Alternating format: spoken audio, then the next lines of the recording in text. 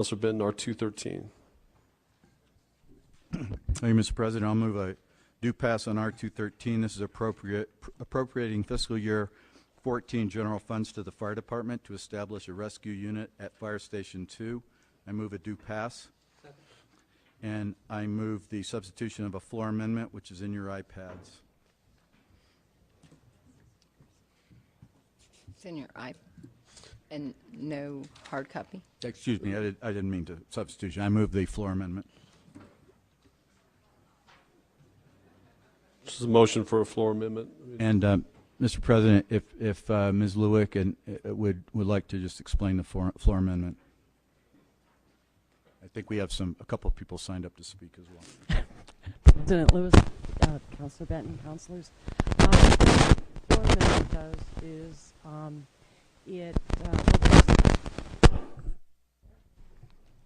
are we okay? Can you hear me? Okay, the basic amendment had $400,000 in from recurring, unexpended fund balance from general fund to pay for the staffing of the Rescue 2, and then $180,000 to purchase apparatus, basically the rescue unit truck. What the amendment does is the chief provided us with information on the true cost of equipment, and of course we should have taken that into consideration. It's not only the truck, it's the equipment that goes in the rescue unit, it's the cardiac monitors, it's computers, it's various things like this, and then there's a small amount of money in there for housing for the additional rescue personnel. So the total apparatus cost plus the small amount for housing cost came to $268,000. And this amendment takes the balance of money that is needed to make up that $268, adds $89,000 in from the balance of funds that was in the capital cost for the construction of the Fire Station 2. And as far as the personnel cost, that does remain the same based on the cost of staffing that the chief provided us with for 6 months from January 1st to June 30th.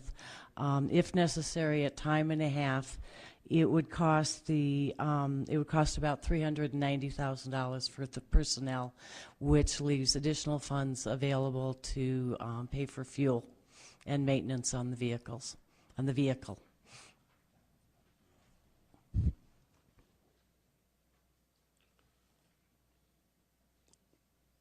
Councilor Benton. And thank you for preparing this. I think this does answer a couple of the administration's questions about the original bill. Councilors, this was heard at Finance and Government Operations. I think two folks from the neighborhood are still here tonight to speak. But one of the reasons that we deferred it as long as we have, this was heard quite a while back, was at the chief's request to have the EMS authority review the legislation. Well, unfortunately, they couldn't get a quorum, couldn't get a meeting over for the last 2 months, and I have, looking back, we had quite a bit of communication about that going back to July 18th when they were trying to get a meeting together.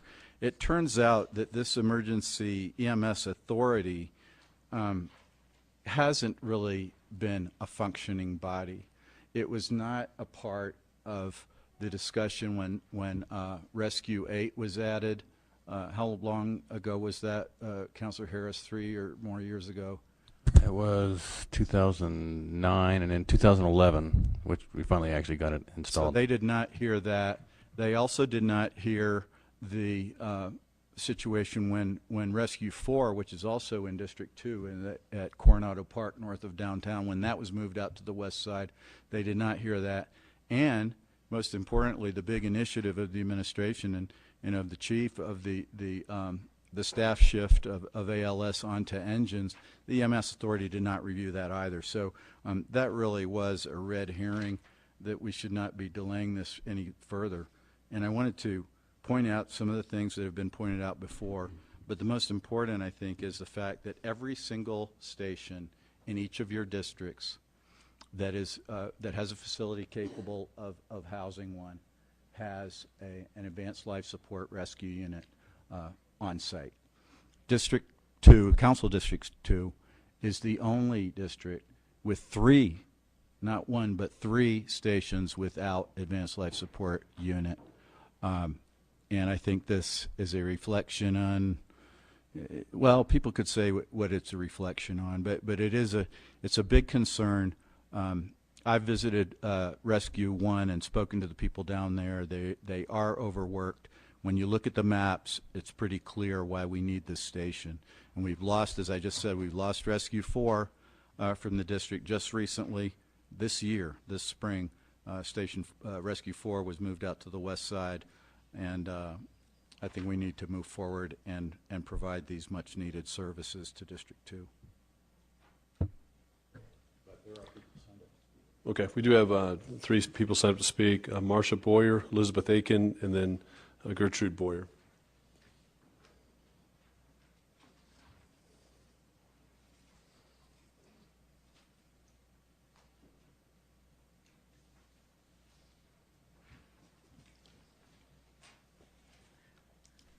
Good evening, President Lewis and council members. I'm Marcia Boyer from Kirtland Community Association, the neighborhood adjacent to where the station has just been built. I'm coming to you because of the recent developments in our area.